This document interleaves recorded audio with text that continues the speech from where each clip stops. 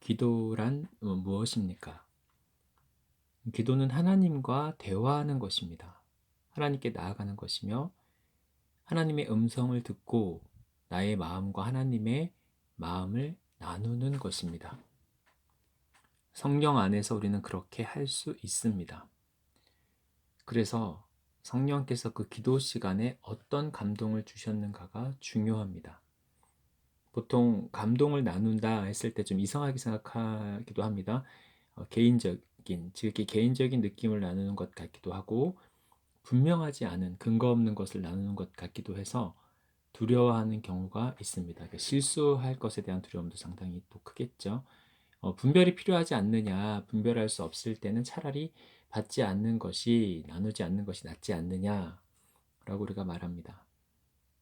이것은 우리의 지나친 염려와 두려움으로부터 비롯된 것입니다. 성령 안에서 하나님이 우리에게 주시는 감동은 하나님의 자녀된 우리가 분별해낼 수 있습니다. 걸러낼 수 있다는 말입니다. 왜냐하면 우리가 하나님의 자녀이고 하나님 우리 아버지이시기 때문에 아버지의 음성을 자녀가 모를 리 없습니다. 목자의 음성을 양들이 모를 수가 없어요. 모른다면 그 목자의 양이 아닌 것입니다. 목자를 떠난 것입니다. 떠나 있는 것입니다.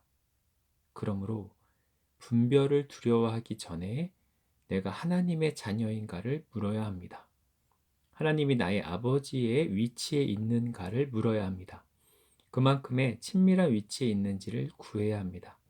스스로에게 묻고 만일 그렇지 않으면 하나님 알기를 구해야 합니다.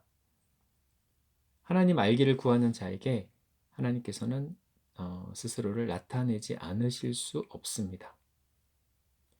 이기적인 욕심이나 정직하지 않은 마음으로 구하지 않는다면, 가난하고 정직한 마음으로 구한다면 하나님은 반드시 자기 자신을 계시하시고 비추십니다. 왜냐하면 하나님이 그것을 원하시기 때문입니다. 자녀와의 교제, 대화를 원하시고 그러한 관계 회복을 위해서 예수님 이 땅에 오신 것입니다. 그것이 창조 목적에 맞는 하나님과 우리의 관계 회복입니다. 본래의 모습입니다. 하나님과 교제하며 사랑하며 살도록 창조되었습니다. 그 하나님이 자신을 감추실 리가 없습니다. 당연히 드러내시고 보이시고 다가오십니다. 말씀하십니다. 그분의 마음을 나눠주실 것입니다. 당연히 그러하다고 믿고 나아가야 하고 하나님이 그런 아버지이시고 내가 그분의 자녀됨을 신뢰하며 나아가야 합니다. 성령 안에서 구할 때 보이시고 그리고 자녀된 우리는 분별할 수 있습니다. 그리고 간혹 분별할 수 없는 부분이 있을 때 멈추면 됩니다. 나누지 않으면 됩니다. 그것 때문에 하나님과의 교제와 대화 자체가 부정되어서는 안 됩니다. 멈춰서는 안 되는 것입니다. 교제와 대화의 끊어짐은 관계의 끊어짐과 같습니다. 멀어짐과 같습니다. 우리가 부모와 자녀 간에 대화하다가 서로의 의도를 알지 못한 채 대화가 중단될 수 있습니다. 더 이상 대화의 진도가 나가지 않을 때가 있어요. 그럴 때는 잠깐 멈추면 됩니다.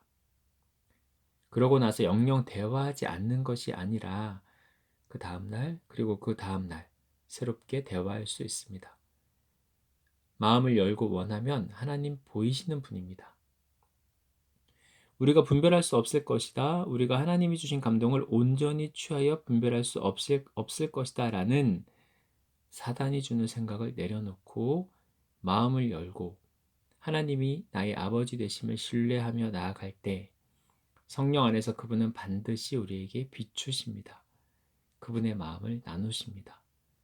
그것이 하나님이 주시는 감동이며 또한 우리가 이것을 분별하며 아버지 마음을 느끼며 우리 마음을 나눌 때 이것이 대화가 되고 하나님 원하시는 기도가 됩니다. 단순히 우리 간구만 구하지 않고 성령께서 이끄시는 기도로 나아갈 수 있습니다. 그럴 때 하나님께서 행하시고 그분의 뜻을 이루시는데 그때 우리는 동역자입니다. 우리도 같은 마음을 품게 되며 함께 기도하며 이루어 나가게 됩니다. 이것이 하나님께서 원하시는 친밀한 관계입니다. 이것이 기도의 능력이고 기도의 이유입니다. 그러면 왜 우리는 기도에 대해서 그렇게 심한 오해를 하는지, 마치 정성을 들이고 공을 들이고 기도를 쌓고 이래야 하나님 주신다고 생각을 하는지, 그런 사람들이 많은지 아는지는 우리가 잘 모르겠지만 하여튼 은연중에 그런 사고 이해는 많이 갖고 있는 것 같습니다. 이 부분 관련해서 조명을 구합니다. 왜 그렇게 우리가 생각하는지, 왜 그렇게 기도에 대해서 오해를 많이 하고 있는지 주님의 조명을 구합니다. 구하는 자에게 주시지 않겠느냐? 너희가 악한 자라도 자녀들에게 좋은 것을 줄 알지 않느냐? 하물며 하늘아버지께서 주시지 않겠느냐? 구하라, 구하는 자에게 주실 것이다. 찾으라, 찾을 것이다. 그러니까 예수께서 이런 이 말씀을 하신 것은 하나님께 나아가라는 말입니다. 하나님이 아버지 되시니 그분 앞에 친밀함으로 가까이 나아가라는 것입니다.